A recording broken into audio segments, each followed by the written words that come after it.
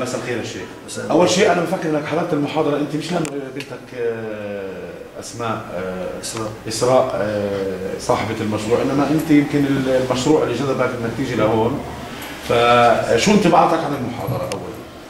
بسم الله الرحمن الرحيم، الحمد لله والصلاه والسلام على رسول الله. طبعا يعني محاضره قيمه جدا تتعلق باللغه العربيه التي هي لغتنا ولغه القران الكريم، ومبادرة طيبة من طلاب جامعيين يحاولون محاولة متواضعة للحفاظ على اللغة العربية من المصطلحات الغير عربية، وخاصة نحن نستعمل مصطلحات كثيرة في حياتنا اليومية بحكم وجودنا في هذه البلاد.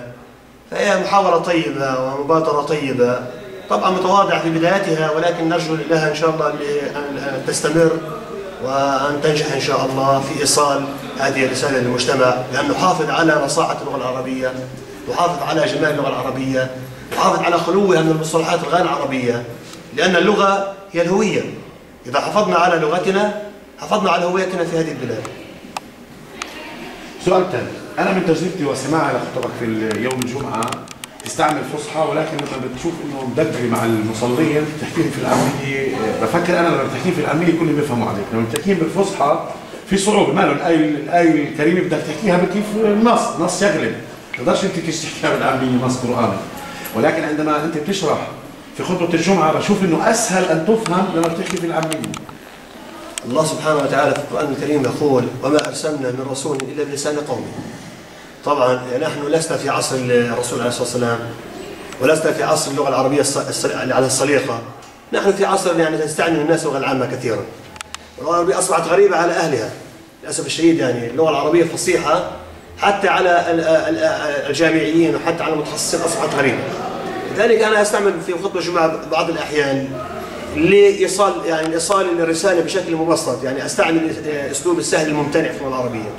أسلوب السهل الممتنع في مصطلحات عربية غير دارجة وغير متداولة في حياتنا اليومية، أحاول أن أبسط هذه المصطلحات لإيصال الرسالة باللغة العامية، حتى لأنه الهدف من خطبة الجمعة إيصال رسالة.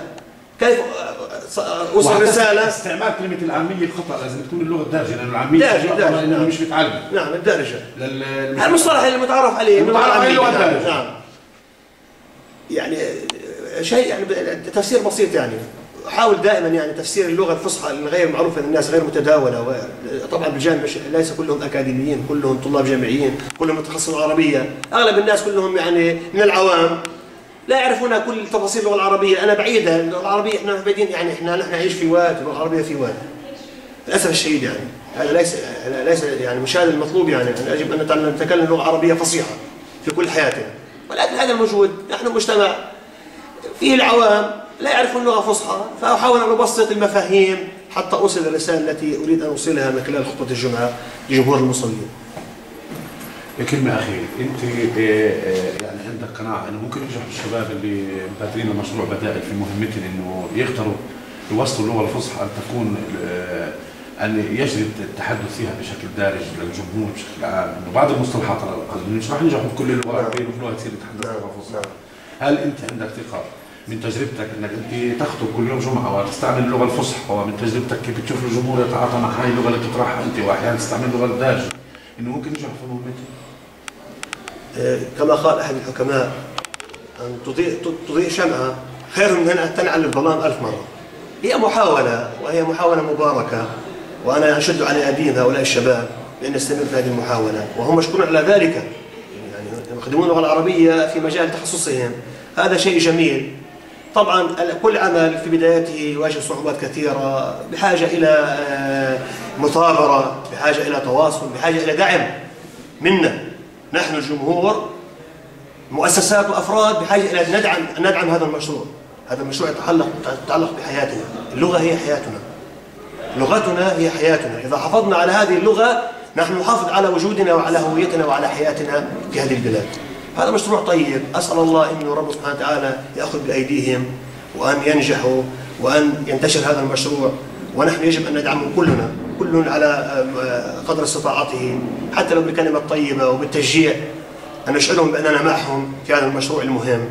وهذا يعني أقصى ما نتمناه أن يستمر هذا المشروع وأن ينتشر وأن يعمم وأن يكون له صدى في أوساط المجتمع على جميع انتماءاته وفئاته ويعني أسأل الله لهم التوفيق إن شاء الله. شكرا شيخ. شكرا، بارك الله فيكم.